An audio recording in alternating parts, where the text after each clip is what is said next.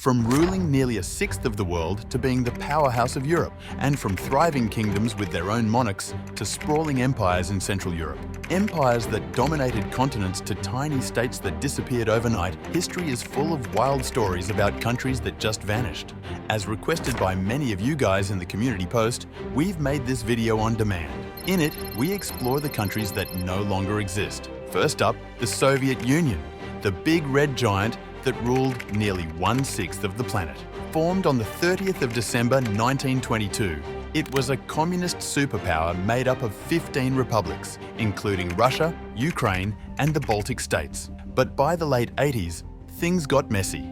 Economic collapse, political unrest, and the people's love for democracy led to its dramatic breakup in 1991.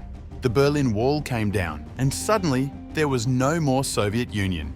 It left behind countries that are still making headlines today, like Russia, Ukraine, and Estonia. And the fun fact is that the Soviet Union technically still exists, on paper. Russia inherited its seat at the UN Security Council. Next up, we've got a country with one of the most dramatic breakups in history, Yugoslavia. This South Slavic kingdom was created after World War I and became a socialist federation after World War II. For a while, things worked under its leader Tito, but after his death, everything fell apart. By the 90s, ethnic tensions exploded and the region went through a brutal series of wars. Now, the territory of Yugoslavia is split into 7 independent countries, including Serbia, Croatia, and Slovenia. Czechoslovakia was another World War I creation that lasted through most of the 20th century. But here's the twist. Unlike Yugoslavia, its breakup was super chill. No wars, no drama, just a peaceful divorce in 1993. Today, we've got the Czech Republic and Slovakia, 2 independent nations. And fun fact, they're still besties. The split is actually called the Velvet Divorce because it was so smooth. Why can't all breakups be this easy? Next, Prussia. This one's for the history buffs. It was once a powerhouse in Europe, famous for its military might and strict discipline. Prussia even played a key role in creating modern Germany. But after 2 world wars, the Allies decided they'd had enough of Prussia's shenanigans. The state was officially abolished in 1947 and its territories were split between Germany, Poland, and Russia. Next we have the Kingdom of Hawaii. Once a thriving kingdom with its own monarchs, culture, and language, Hawaii was an independent nation long before it became a US state. But by the late 1800s, American business interests and political pressure led to the overthrow of Queen Liliuokalani. In 1898, the United States annexed Hawaii, and its days as an independent kingdom came to an end. Today, the spirit of the Hawaiian kingdom lives on in its people and traditions. Imagine a country that spanned most of northern South America, from the Andes to the Caribbean Sea. Gran Colombia was the giant that almost was. It all started with one man, Simon Bolivar, the legendary liberator who freed South America from Spanish rule. In 1819, he founded Gran Colombia, a republic that included parts of modern-day Colombia, Venezuela, Ecuador, and Panama. Gran Colombia was born from fierce battles, with Bolivar leading the charge against the Spanish Empire. It was a symbol of freedom, unity, and hope for millions of people. But here's the twist. It didn't last. By 1831, just 12 years later, Gran Colombia had broken apart. Political struggles, regional rivalries, and personal conflicts between leaders tore it apart. Bolivar, the man who dreamed of a united South America, saw his vision collapse before his eyes. He died heartbroken and disillusioned in 1830. Today, the countries that once formed Gran Colombia are independent nations, each with their own path. But the dream of unity? It still resonates, even today. So what would have happened if Gran Colombia had stayed united? What could South America look like today? Drop your thoughts in the comments. Now let's talk about Germany. Remember when Germany was split in 2? East Germany, officially the German Democratic Republic, was the communist half, controlled by the Soviet Union. As the Cold War came to an end, East Germans began to seek freedom, and they started fleeing to the West. By 1990, the Berlin Wall came down, and East and West Germany reunified. If you ever visit Berlin, you can still see pieces of the wall standing as a powerful reminder of this era. Did you know Texas was its own country for 10 glorious years? So, here's the story.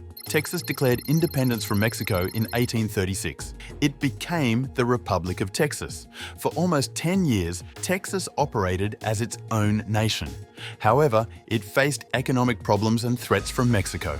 Because of these struggles, Texas wanted to join the United States. At first, the US hesitated to annex Texas. Political disagreements and debates over slavery made the decision complicated.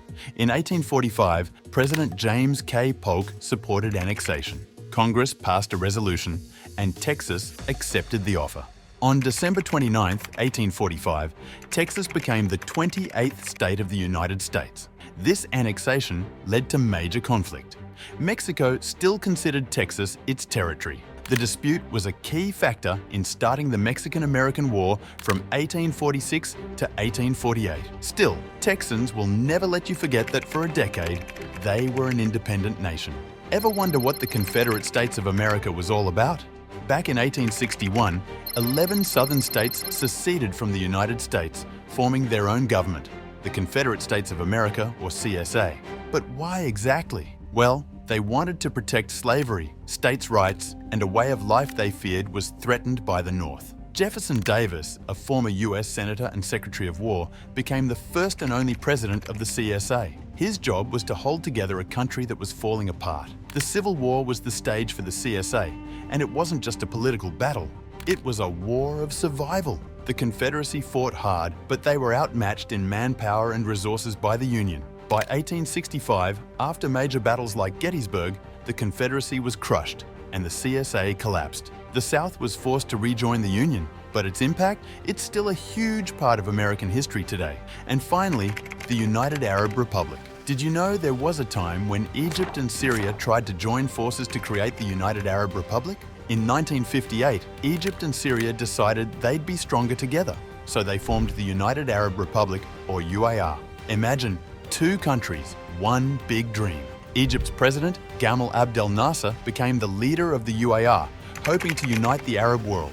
But it wasn't as smooth as they hoped. Problems started popping up fast. Syria didn't love the idea of being controlled by Egypt, and the two nations had different political styles. Eventually, Syria left in 1961.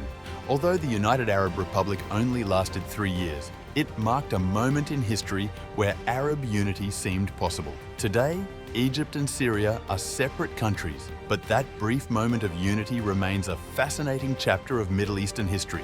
And there you have it. 10 countries that vanished from the map, but left behind stories that shaped the world we live in today. From the rise and fall of empires to peaceful splits, history has a funny way of reminding us that nothing lasts forever, not even countries. If you enjoyed this video, tell me in the comments. That way, we can bring you part 2 of countries that no longer exist. Thanks for watching, and I'll see you soon.